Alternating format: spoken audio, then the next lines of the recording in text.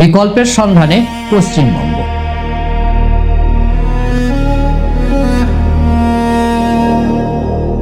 বামফ্রন্ট ক্ষমতায় ফিরলে কি বদলাবে? আজ পশ্চিমবঙ্গের জনগণের সামনে এক বিরাট প্রশ্ন চিহ্ন। 3 অক্ষরের এক শব্দ যা এখন বাঙালির ড্রয়িং রুম থেকে শুরু করে চায়ের ঠেক সর্বত্রই প্রতিধ্বনিত হচ্ছে, বিকল্প।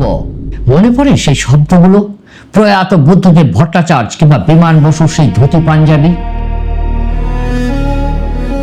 যার উপর রাজনৈতিক কাদা ছেটানো শত চেষ্টা হলেও যা চিরকাল রয়ে গেছে দাগহীন, সে তো শুভ্র। নয় রে, নো সিবিআই। এরাজ্যে সব চলবে না, এখানে বামপন্থীরা আছি আমরা। সাদা কাপড়টা পরেন না, ওখানে কেউ এইটুকু কালিও ছোটাতে পারবেন। That's sort of a man. সেই সততার আভিজাত্য কি আজ কেবল ইতিহাসের পাতায়, নাকি 2031-এর নীল নকশায় বামপন্থীরাই হতে চলেছে পশ্চিমবঙ্গের তুরুপের তাস? একদিকে 15 বছরের জমাট বাঁধা ক্ষোভ, আর অন্যদিকে এক উজ্জ্বল অতীতে ফেরার হাতছানি। স্বাধীনতা উত্তর পশ্চিমবঙ্গ দেখেছে কংগ্রেসের দাপট, দেখেছে 34 বছর নিশ্ছিদ্র বাম শাসন, দেখেছে 15 বছরের ঘাস ফুলের ঝোড়ো রাজনীতি, আর এখন দেখছে গেরুয়া শিবিরের উত্থান। কিন্তু 2031-এর দুয়ারে দাঁড়িয়ে বাংলার মানুষ আজ ক্লান্ত। তারা খুঁজছে সেই রাজনীতি, সেখানে উন্নয়ন মানে শুধু ভাতাশ্রী নয়, উন্নয়ন মানে শুধু ভিক্ষাশ্রী নয়, উন্নয়ন মানে কলকারখানার সাইরেন, শ্রমিকদের ব্যস্ত যাতায়াত।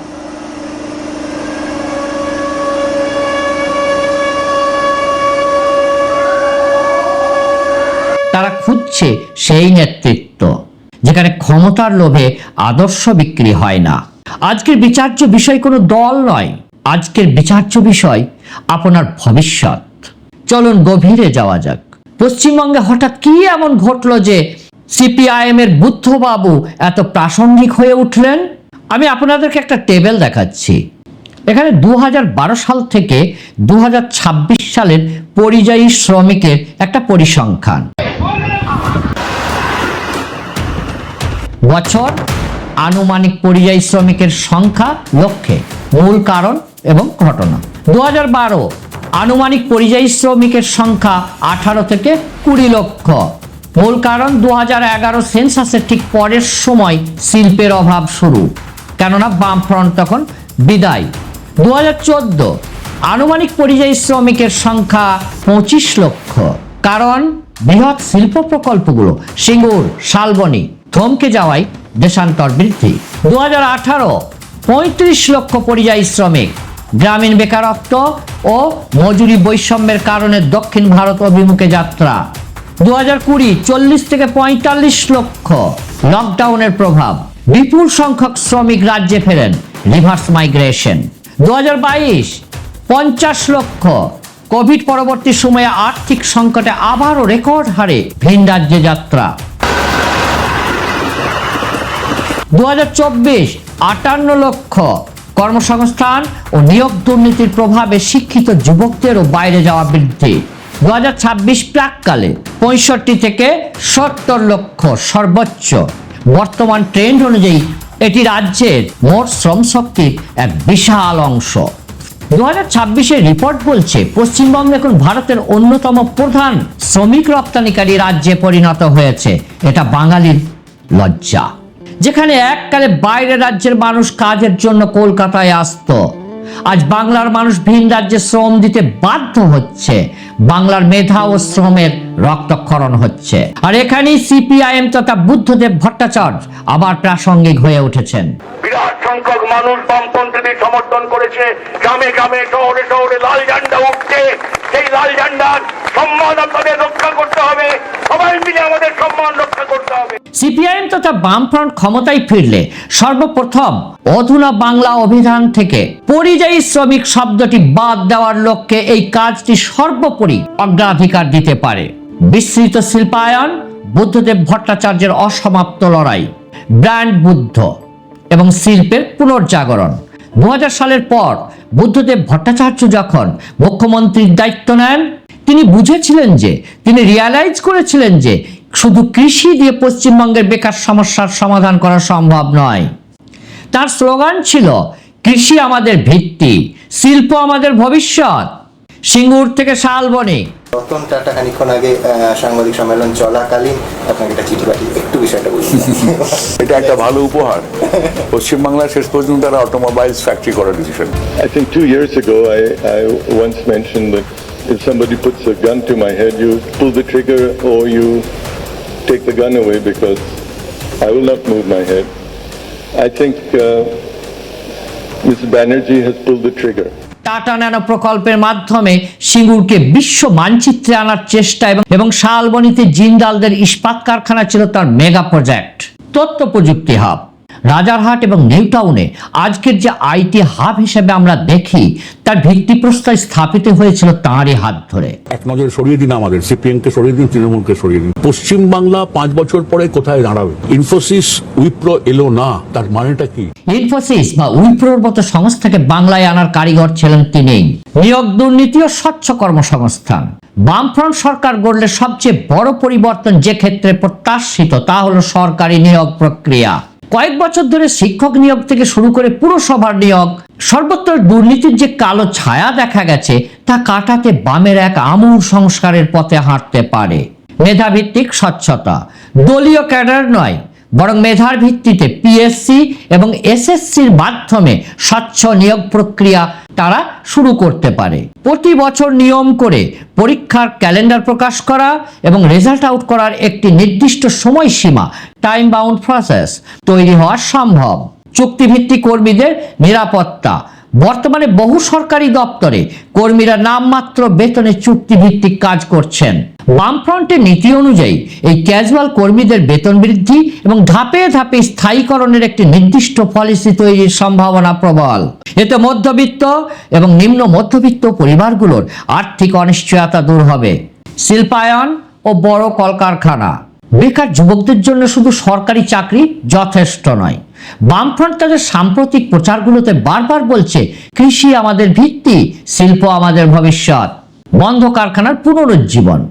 ডানলপ বা জেসপের মতো যে সমস্ত বৃহৎ কারখানাগুলো দীর্ঘদিন ধরে বন্ধ হয়ে পড়ে আছে সেগুলো খোলার জন্য বিশেষ আর্থিক প্যাকেজ বা ইনভেস্টিগেশন বোর্ড গঠন করা হতে পারে। আইটি ও টেকনোলজি হাব। কলকাতা এবং পার্শ্ববর্তী অঞ্চলে আইটি সেক্টরের প্রসারে বামেরা বরাবরই উৎসাহী ছিল।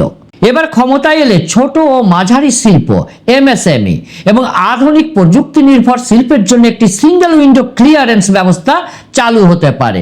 লক্ষ্য থাকবে বাংলার মেধাবী যুবকদের যেন ব্যাঙ্গালোর বা পুনেতে পরিযায়ী শ্রমিক হয়ে যেতে না হয়। শিক্ষা ও স্বাস্থ্য। মৌলিক অধিকারের পুনরুদ্ধার। বামপন্থী রাজনীতির মেরুদণ্ডই হলো শিক্ষা ও স্বাস্থ্যের মতো মৌলিক পরিষেবাগুলোকে সস্তা এবং সহজলভ্য করা। স্বাস্থ্যক্ষেত্রে আমূল সংস্কার। বামফ্রন্ট সরকার গড়লে বেসরকারি হাসপাতাল অথবা নার্সিংহোমগুলোর বিলিং আতঙ্ক কমাতে কড়া রেগুলেটরি বোর্ড তৈরি করার সম্ভাবনা থাকে। পাশাপাশি ব্লক স্তর থেকে শুরু করে জেলা হাসপাতাল পর্যন্ত রেফারেল ব্যবস্থা বন্ধ করা এবং বিশেষজ্ঞ চিকিৎসকের সংখ্যা বাড়ানোর দিকে নজর দেওয়া হবে। বিনামূল্যে চিকিৎসা যাতে কেবল কাগজে কলমে আটকে না থাকে তার জন্য ওষুধের যোগান নিশ্চিত করা। শিক্ষার বৈরিকীকরণ ও বাণিজ্যিকীকরণ বিরোধী পদক্ষেপ। সরকারি স্কুল ও বিশ্ববিদ্যালয়গুলোতে স্বাধিকার অর্থাৎ অটোনমি ফিরিয়ে আনা এবং পড়াশোনার খরচ সাধারণ মানুষের নাগালের মধ্যে রাখাই হবে তাদের প্রধান লক্ষ্য। সিলেবাস থেকে শুরু করে পরিকাঠামো সব ক্ষেত্রেই বৈজ্ঞানিক দৃষ্টিভঙ্গির প্রয়োগ দেখা যেতে পারে। কৃষি, পঞ্চায়েত ও গ্রামীণ অর্থনীতি। পশ্চিমবঙ্গের গ্রামীণ অর্থনীতির প্রাণভোমরা হলো কৃষি। বামফ্রন্টের আমলে শুরু হওয়া ভূমি সংস্কারের সুবিধা যাতে পরবর্তী প্রজন্ম পায় সেদিকে নজর দেওয়া হবে। সহায়ক মূল্য বা এমএসপি নিশ্চিতকরণ। কৃষকেরা যাতে অভাবী বিক্রি অর্থাৎ ডিস্ট্রেস সেল করতে বাধ্য না হন তার জন্য সমবায় প্রথার মাধ্যমে সরাসরি কৃষকদের থেকে ফসল কেনার ব্যবস্থা জোরদার করা হবে। আলু বা পাটের মতো অর্থকরী ফসলের জন্য কোল্ড স্টোরেজ এবং প্রসেসিং ইউনিট তৈরিতে জোর দেওয়া হবে। পঞ্চায়েতের ক্ষমতায়ন। বর্তমানে পঞ্চায়েত ব্যবস্থার উপর যে কেন্দ্রীয় নিয়ন্ত্রণ বা দলীয় খবরদারি চলে তার বদলে বিকেন্দ্রীকরণ বা ক্ষমতা মানুষের হাতে ফিরিয়ে দেওয়ার প্রক্রিয়া শুরু হতে পারে। গ্রাম সভার মাধ্যমে স্থানীয় উন্নয়নের টাকা কোথায় খরচ হবে তা সাধারণ মানুষই ঠিক করবেন। আইন শৃঙ্খলা ও গণতান্ত্রিক পরিবেশ। গণতন্ত্রে বাক স্বাধীনতা, খাদ্যের স্বাধীনতা, ধর্মীয় স্বাধীনতা এবং নিরাপত্তার পরিবেশ থাকা জরুরি। বামফ্রন্ট যদি ক্ষমতায় আসে তবে তাদের সামনে সবচেয়ে বড় চ্যালেঞ্জ হবে পুলিশকে দলীয় রাজনীতি থেকে মুক্ত করা। থানায় গিয়ে মানুষ যাতে নির্ভয়ে অভিযোগ জানাতে পারে এবং পুলিশ যাতে কোনো রাজনৈতিক নেতার আদেশে কাজ না করে, সেই পরিবেশ তৈরির প্রতিশ্রুতি দিচ্ছে বামেরা। রাজনৈতিক হিংসা দমনে কঠোর পদক্ষেপ নেওয়া এবং সিন্ডিকেট রাজ বা তোলাবাজি বন্ধ করা তাদের অগ্রাধিকারের তালিকায় থাকবে। সামাজিক নিরাপত্তা, মহিলাদের নিরাপত্তা সুনিশ্চিত করতে নারী সুরক্ষা সেল এবং ফাস্ট ট্র্যাক কোর্টের সংখ্যা বাড়ানোর সম্ভাবনা রয়েছে।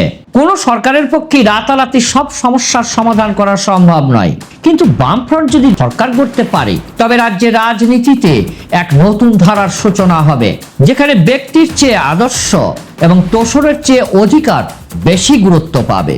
কর্মসংস্থান, শিক্ষা, স্বাস্থ্য এবং সামাজিক সুরক্ষা, এই 4টি স্তম্ভের উপর দাঁড়িয়ে একটি উন্নত পশ্চিমবঙ্গ গড়াই হবে তাদের আসল লক্ষ্য। তবে দিন শেষে সিদ্ধান্ত আপনার। আপনি কেমন বাংলা দেখতে চান? যেখানে দুর্নীতির অবসান হবে নাকি যেখানে স্থিতাবস্থা বজায় থাকবে?